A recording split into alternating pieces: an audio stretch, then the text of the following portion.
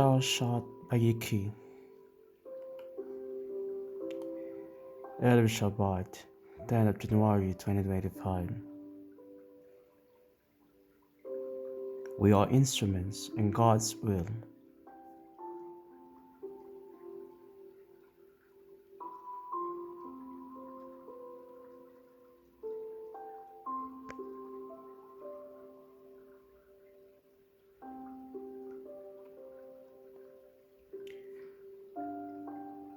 Box reminds us that the book of Genesis falls naturally into four sections. Firstly, Primeval History, beginning with creation, moving through the early generations of humanity, and ending up in Mesopotamia, chapter 1 to 11. Secondly, chapters 25 to verse 18, stories concerning Abraham, the father of the people of Israel. Thirdly, chapter 25, verse 19 to chapter 36, dealing mainly with Abraham's grandson, Yaakov. Fourthly, chapters 37 to 50, the great heartbreaking as well as hopeful story of Yosef and how the people of Israel came to live in Egypt, so paving the way for the next great step in the history with the Lord, the one true God above all other gods, as demonstrated in the book of Exodus. This parasha thus brings us to the close of the book of Genesis.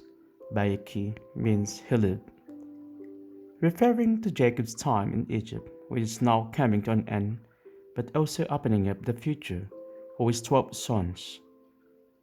This parasha is thus both a conclusion to the patriarchal history and a foreshadowing of the great event of Israel's liberation from slavery as narrated in the book of Exodus.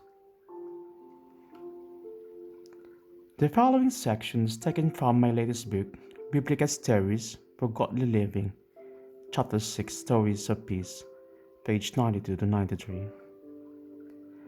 Jacob blesses his sons as the 12 tribes of Israel and bids them farewell and dies in peace. His funeral was elaborate with Egyptian pomp and ceremony. The people of Canaan, when they saw the funeral, said, "This is a solemn funeral the Egyptians are having." Jacob's sons buried him in the land of Canaan, in the cave in the field of Machpelah, facing on Mamre, the field that Abraham had bought for a burial ground from Ephron the Hittite. This was the first piece of the Canaanite land owned by Abraham, the father of the chosen nation of God.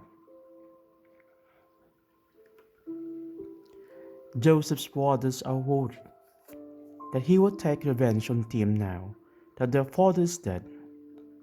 They approached Joseph with a story that their father had asked as a request on his deathbed, that Joseph should forgive his brothers for the evil they had brought upon him to separate him from his family on those years ago.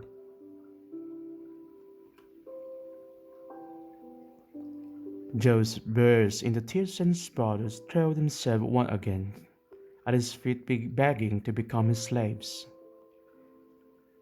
Joseph assures them not to have fear because he cannot take the place of God as judge over their deeds.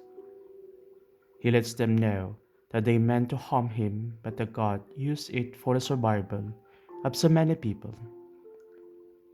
He once again tells them not to fear and to know that he will provide for them and their families. By thus speaking kindly to them, he reassured them, and so the brothers lived in peace. Joseph is about to die, and he assures his brothers that God would take care of them and eventually lead them to the land promised to Abraham, Isaac, and Jacob. When they go, they are to take his bones with them. Exodus chapter 13, verse 19. Meditation. I came across a pioneering in a book by Kylie Dale, The Sacred Art of Listening.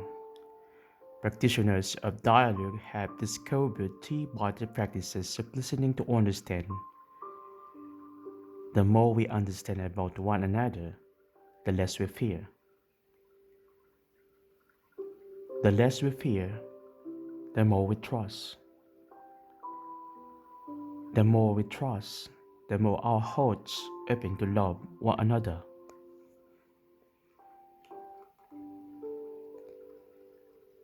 We have observed this process in the Joseph story as the family members became more trusting of one another and God. They became more open with one another and moved from the disappointments of life to compassion for one another and peace in their hearts and lives, a peace that only comes from God.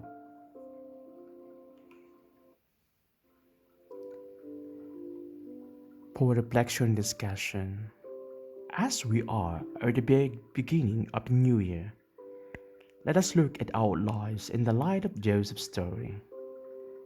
Where do you see how God has worked in your life in spite of sin and disappointments? What are your dreams for this year? Place them in God's hands and be the instrument of the God of peace and hope.